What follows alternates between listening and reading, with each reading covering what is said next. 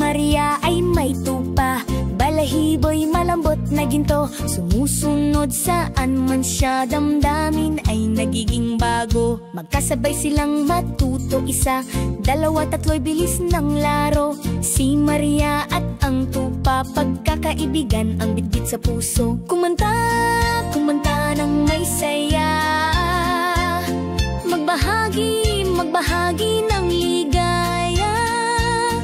Mangarap, mangarap ng malaya, lumago, lumago ng buong puso't ganda.